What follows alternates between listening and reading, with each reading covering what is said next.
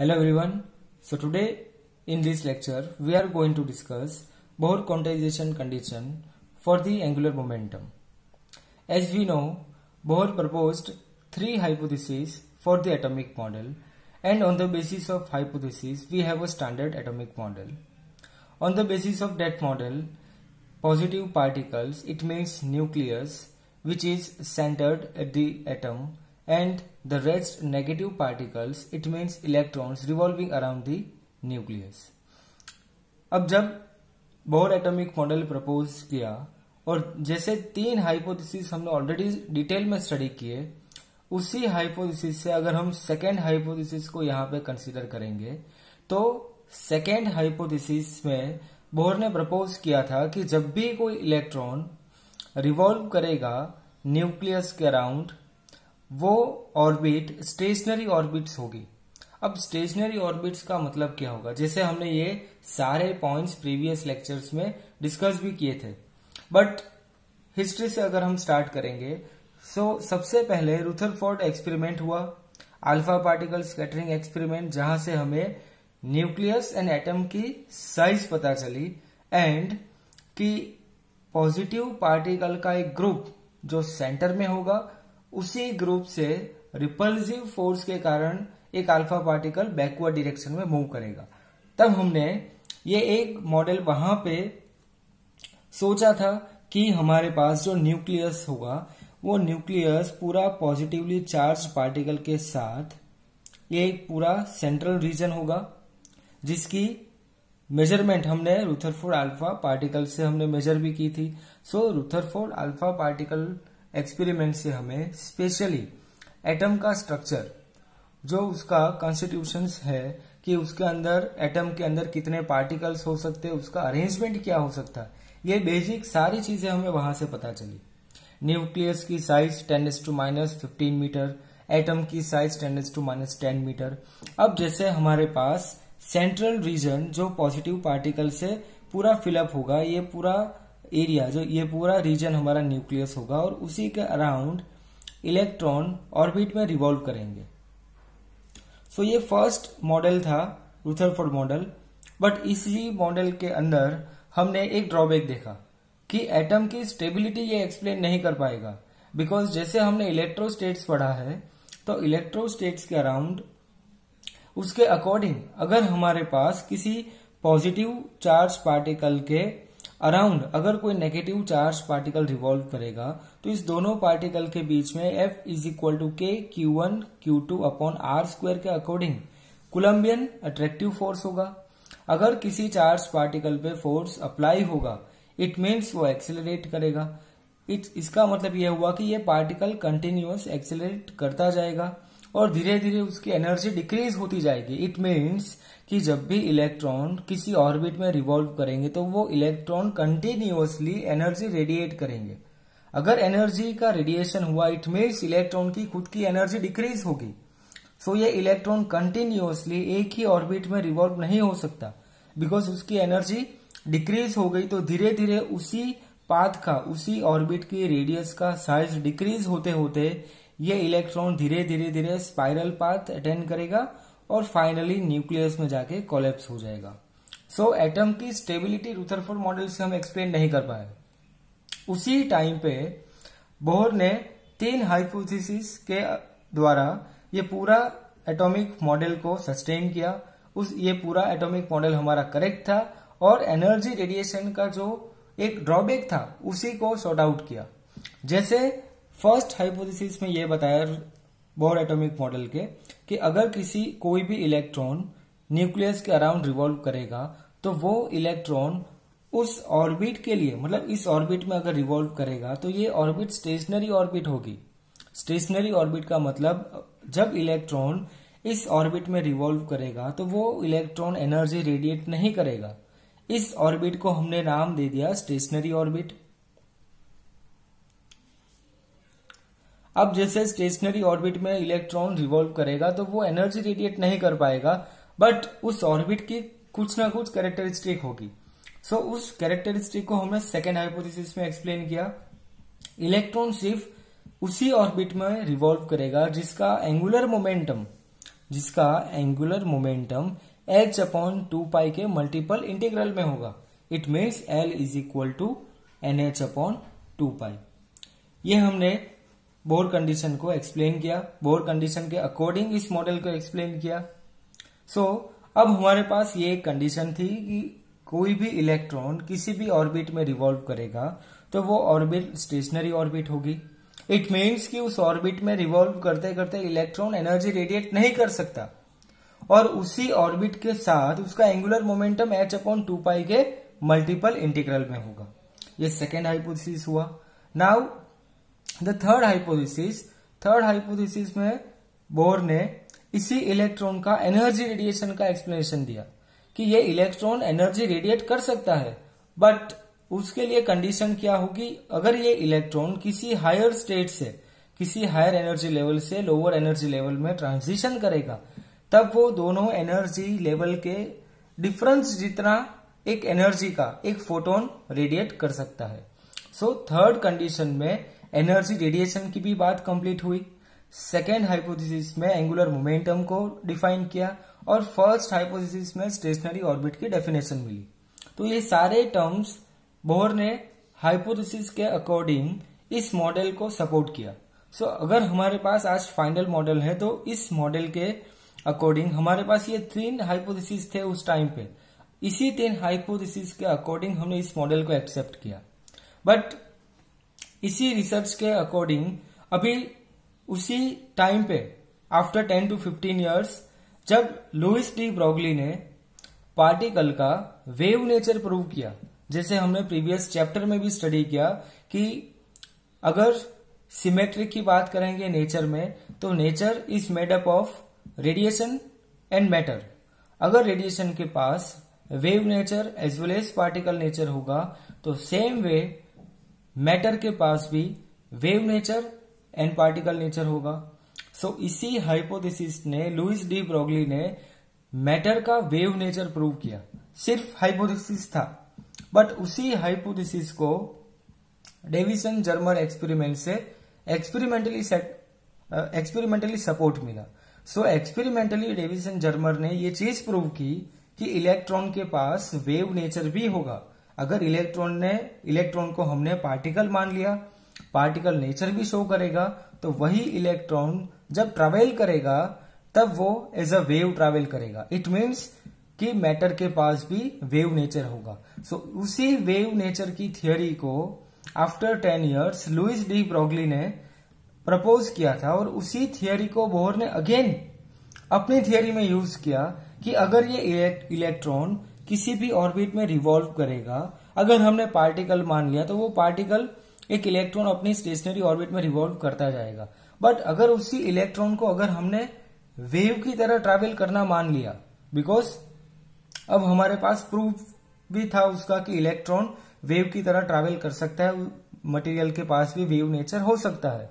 तो अगर ये इलेक्ट्रॉन किसी ऑर्बिट में एज अ वेव ट्रैवल करेगा तो हम इसी थियोरी को, इसी हाइपोथेसिस को कैसे एक्सप्लेन कर सकते हैं।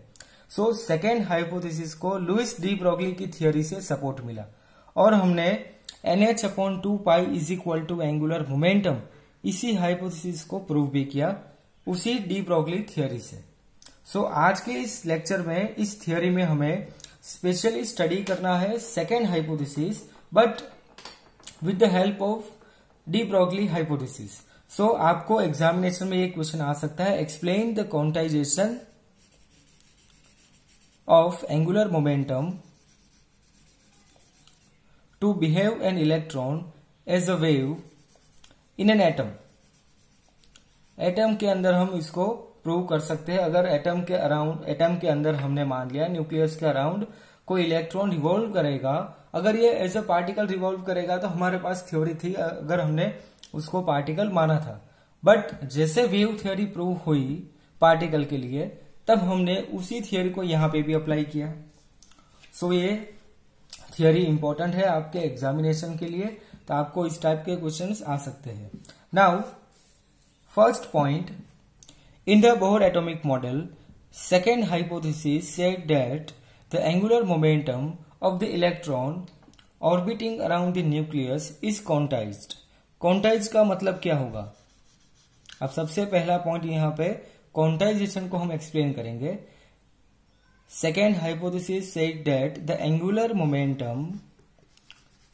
Momentum of the electron orbiting around the nucleus is quantized. अब जैसे हमने इलेक्ट्रोस्टेट्स में माना था कि चार्ज क्वांटाइज्ड होते हैं। क्वांटाइज का मतलब किसी हमने एक प्लेट के ऊपर मान लिया कि यहाँ पे हमारे पास इलेक्ट्रॉन्स हो गए ई, एक इलेक्ट्रॉन है तो इस प्लेट का टोटल चार्ज कितना होगा ई। हमने एक इलेक्ट्रॉन और बाहर से ऐड किया, तब हमने देखा यहाँ पे चार्ज कितने होंगे 2e। थर्ड फोर्थ हमने n इलेक्ट्रॉन्स डाले तो इसका मतलब हमारे पास टोटल चार्ज कितने हो जाएंगे ne। तो इस प्लेट में कितने चार्ज होंगे ये डिपेंड करेगा n नंबर पे। इसका मतलब इस प्लेट में इस एरिया के अंदर total number of charges n के मल्टीपल इंटीग्रल में हो सकते हैं।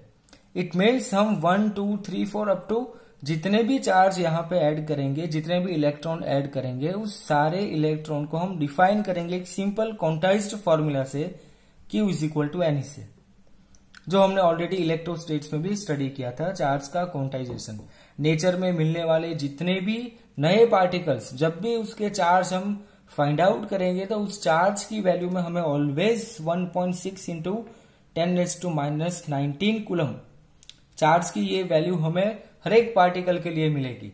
सिर्फ उसके अंदर हमारे पास n की वैल्यू वेरिएबल होगी।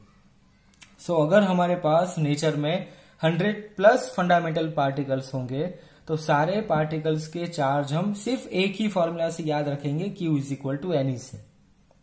इन द सेम वे यहाँ पे बोहर ने सेकेंड हाइपोथेसिस में यह बताया था कि जो भी इलेक्ट्रॉन ऑर्बिट में रिवॉल्व करेगा उस इलेक्ट्रॉन का एंगुलर मोमेंटम h/2π का मल्टीपल इंटीग्रल होगा।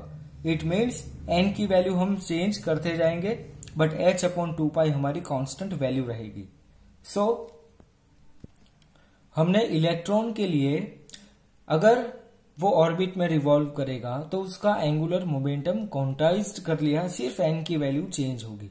इट मीन्स कोई भी इलेक्ट्रॉन किसी भी ऑर्बिट में रिवॉल्व करेगा उसका एंगुलर मोमेंटम h/2π जितना होगा, बस हमें सिर्फ n की वैल्यू यहाँ पे मल्टीप्लाई करनी है। यहाँ पे नंबर ऑफ ऑर्बिट को हम काउंट कर सकते हैं, first orbit, second orbit, third orbit.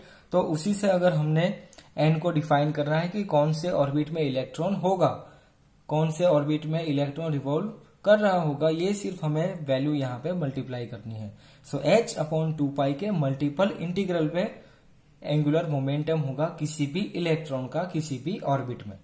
सो क्वांटाइज्ड का मतलब होगा कि किसी भी वैल्यू का वहां पे क्वांटाइज्ड होना, सिर्फ हमारे पास उसका एक नंबर वेरी होगा। तो इसीलिए हमने बोहर सेकेंड हाइपोथेसिस में ये देखा कि किसी भी इलेक्ट्रॉन का किसी भी ऑर्बिट में रिवॉल्यूशन के टाइम पे उसका एंगुलर मोमेंटम क्वांटाइज्ड होगा। Now point number 2, according to de Broglie's hypothesis material particle has a wave nature and also Davisson Germer verified experimentally the wave nature. और उसी टाइम में हमने ये भी देखा कि डेविसन जर्मर ने वेव नेचर भी प्रूव किया एक्सपेरिमेंटली, बट उस थियोरी को हाइपोथेसिस के टर्म में डी ब्रोगली ने वहां पे प्रपोज किया था। Now third point, Bohr propose that the electron in a circular orbit should be as matter wave.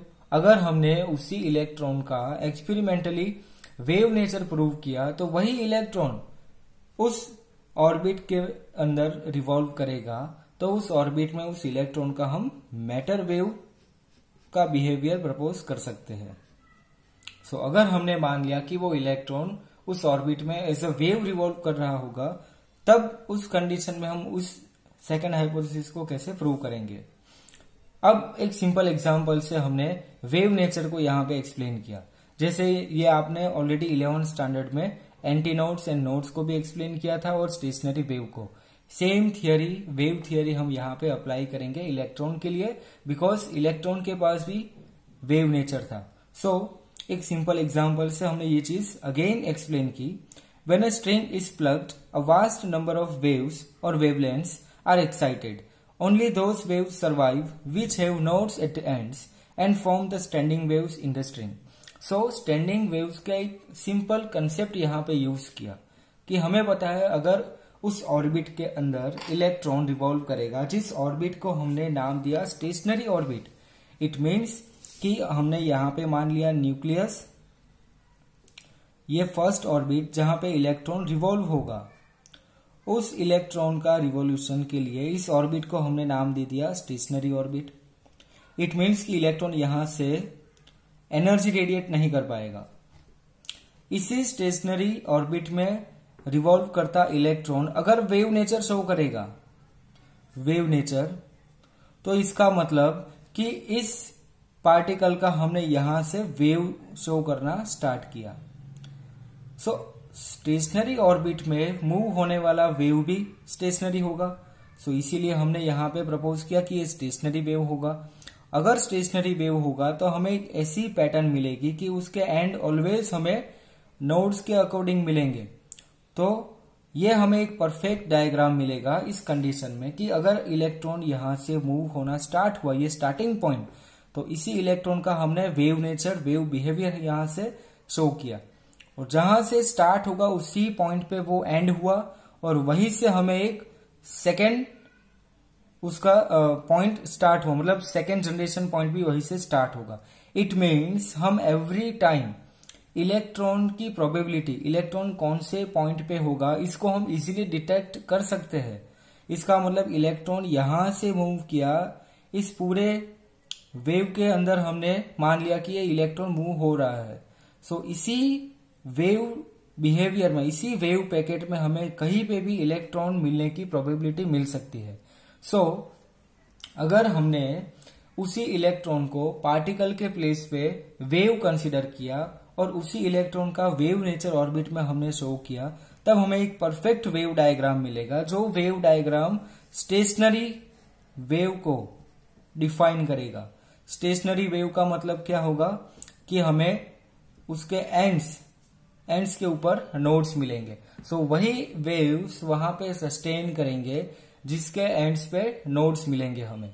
सो हमने यहां से ये देखा कि इलेक्ट्रॉन की प्रोबेबिलिटी कितनी होगी। अगर हमने पार्टिकल माना होता तो पार्टिकल इस ऑर्बिट में कहीं पे भी हो सकता है, बट हमने अगर पार्टिकल नहीं माना तो पार्टिकल के प्लेस पे हमने अगर इसको वेव माना, तो वेव के अंदर उस वेव पैकेट में हमें कौन से प्लेस पे इलेक्ट्रॉन मिलने की प्रोबेबिलिटी होगी, यह हम इजीली फाइंड आउट कर सकते हैं if the wave is stationary. अगर स्टेशनरी वेव होता तो, अगर स्टेशनरी वेव नहीं होगा, इट मीन्स हमें कुछ इस टाइप का अगर डायग्राम मिलता कि जिस पॉइंट से हमने स्टार्ट किया उस पॉइंट पे अगर हमें इलेक्ट्रॉन का ये वेव सस्टेन होता हुआ नहीं दिखेगा, तो हम यहां से कंटिन्यू चलते जाएंगे, बट हमें कभी किसी पॉइंट पे इलेक्ट्रॉन मिलने की प्रोबेबिलिटी नहीं मिलती। मतलब अगर ऐसा वेव डायग्राम हमें मिलता तो हम कभी भी इलेक्ट्रॉन को किसी भी पोजीशन पे वहां से पिक नहीं कर सकते। सो अगर हमें इलेक्ट्रॉन चाहिए उसी सर्कल के, उसी ऑर्बिट के अंदर, तो वो ऑर्बिट हमारी स्टेशनरी ऑर्बिट होनी चाहिए, और साथ उसी ऑर्बिट में घूमने वाला इलेक्ट्रॉन जिसका वेव भी स्टेशनरी वेव होना चाहिए, तभी हम उस ऑर्बिट के अंदर इलेक्ट्रॉन की पोजीशन को डिटेक्ट कर सकते हैं। सो इस कंडीशन के अकॉर्डिंग इस वेव की वेवलेंथ कितनी होनी चाहिए। अगर ये स्टेशनरी वेव है तो इस स्टेशनरी वेव की वेवलेंथ कितनी होगी, जितना इस ऑर्बिट का सरकमफरेंस होगा। सो जितना ये सरकमफरेंस इंक्रीज होता जाएगा उतना ही ये इस वेव का वेवलेंथ भी इंक्रीज होगा। सो सरकमफरेंस का डायरेक्ट रिलेशन होगा वेवलेंथ के साथ। तो इसी चीज को हमने एक सिंपल डायग्राम से एक्सप्लेन किया। फर्स्ट हम लोग पॉइंट रीड करेंगे। When a string is plugged, a vast number of waves are excited. Only those waves survive which have nodes at the ends and form the stationary waves in the string. It means that in a string, stationary waves are formed when the total distance traveled by a wave down the string and back is one wavelength, two wavelength or any integral number of wavelengths. इसका मतलब ये होगा कि जिस point से हमने start किया उसी पॉइंट पे वापस वेव आएगा। अगर हमारा सरकमफरेंस छोटा होगा तो वो शायद 1 वेवलेंथ कंप्लीट करेगा, तब भी ये ऑर्बिट, हमारी जो स्मॉलर ऑर्बिट होगी उसमें ये 1 वेव भी आ सकता है, 2 वेवलेंथ भी आ सकती है, 3, 4, 5 एनी नंबर ऑफ वेवलेंथ्स वहां पे हम कंसिडर कर सकते हैं। तो अगर हमने ये एग्जांपल लिया, ये हमारा सेंट्रल पार्ट, और उसी के अराउंड अगर हमने इस ऑर्बिट में इलेक्ट्रॉन की पोजीशन को डिटेक्ट करनी है, इलेक्ट्रॉन को हमने वेव नेचर में प्रपोज किया, तो यहां से यहां तक का एक पूरा डिस्टेंस होगा, ये हमारा एक वेवलेंथ। सो अगर इलेक्ट्रॉन ने यहां से मूवमेंट स्टार्ट किया तो ये इलेक्ट्रॉन घूमता जाएगा और टोटली वो कितनी वेवलेंथ कवर करेगा इस सरकमफरेंस के ऊपर डिपेंड करेगा। सो हम यहां से काउंट करेंगे, यहां से यहां तक 1 वेवलेंथ, ये 2 वेवलेंथ, ये 3 और ये 4। इसका मतलब यहां पे हमारे पास टोटल वेवलेंथ कितनी होगी, 4 लैम्डा। और इसका सरकमफरेंस कितना होगा, तो सरकमफरेंस 2πrn। रेडियस ऑर्बिट के साथ चेंज होती जाएगी, first orbit, second orbit, third orbit, जितनी ऑर्बिट चेंज करेंगे हम उसी का अकॉर्डिंग रेडियस की वैल्यू भी चेंज होगी, इसीलिए हमने Rn लिखा। n means principal quantum number. So इस क्वांटाइज्ड कंडीशन में हमने फर्स्ट पॉइंट इलेक्ट्रॉन को वेव नेचर मान लिया। अगर वो electron as a wave travel करेगा तो इस ऑर्बिट में हमें कितनी वेवलेंथ मिलेगी। सो हमने यहां से इस पॉइंट को डिफाइन किया, the total distance travelled by a wave down the string and back. जहां से स्टार्ट किया और वापस वो रिटर्न आया, तब तक उसने या तो 1 वेवलेंथ कवर की होगी, 2 वेवलेंथ, 3, 4 और any integral number of wavelength उसने कवर की होगी। तो इस डायग्राम में हमने देखा इसने 4 वेवलेंथ कवर की, 1, 2, 3 एंड 4। सो 4 वेवलेंथ उस इलेक्ट्रॉन ने कवर की। तब हम ये मान सकते हैं कि इस 4 लैम्डा इस वेवलेंथ के अंदर इलेक्ट्रॉन हमें कहीं भी हम डिटेक्ट कर सकते हैं, कहीं पे भी ये इलेक्ट्रॉन हमें मिल सकता है। सो ये एक सिंपल डायग्राम से इस क्वांटाइज्ड कंडीशन को हमने एक्सप्लेन किया। बट अगर हमारे पास ये क्वांटाइज्ड कंडीशन नहीं होती तो हमें कुछ ऐसा वेव डायग्राम मिलता जहां पे इलेक्ट्रॉन की डिटेक्ट होने की प्रोबेबिलिटी बहुत ही कम हो जाती। सो इसीलिए हमारे पास वैसी ही वेवलेंथ होनी चाहिए इलेक्ट्रॉन की जो उसके सरकमफरेंस के साथ फिट हो जाए। इट मीन्स कि उसका सरकमफरेंस और वेवलेंथ का एक डायरेक्ट रिलेशन होगा। सो ये पेज नंबर 1, लास्ट में हम इस पूरे थियरी का स्क्रीनशॉट लेंगे। बट नाउ नेक्स्ट, अब इसका एक्सप्लेनेशन मैथमेटिकल मॉडलिंग के साथ। Next point, for an electron moving in nth circular orbit of radius Rn, the total distance is the circumference of the orbit. Therefore, circumference of the orbit, which is equal to n into wavelength. So 2πrn, which is equal to n lambda. This one is most important condition where n is equal to 1, 2, 3 up to so on. Now, from figure, standing wave located at the circular orbit for the 4 wavelength. ये हमने count किया already, 4 wavelength का पूरा distance travel किया electron ने, 1, 2, 3 and 4। So 2πrn is equal to n lambda, और उसी n lambda में हमने n की वैल्यू 4 पुट करनी है, तो n इज इक्वल टू 4 होगा। Now we know that relation between de Broglie wavelength and momentum, lambda is equal to h upon p, which is equal to h upon mvn.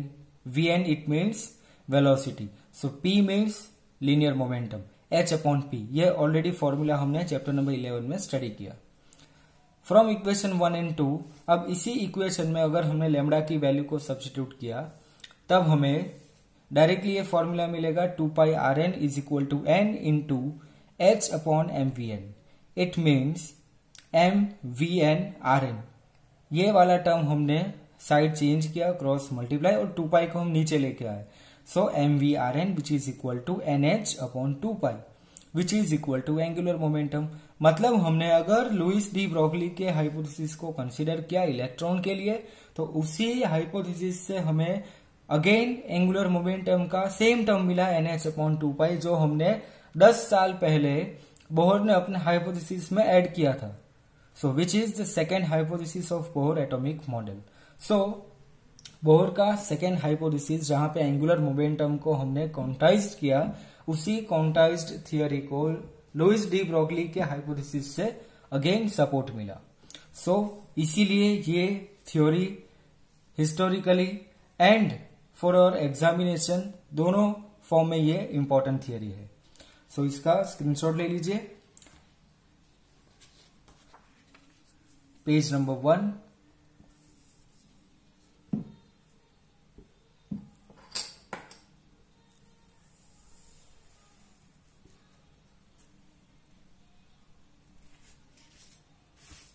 And the last one,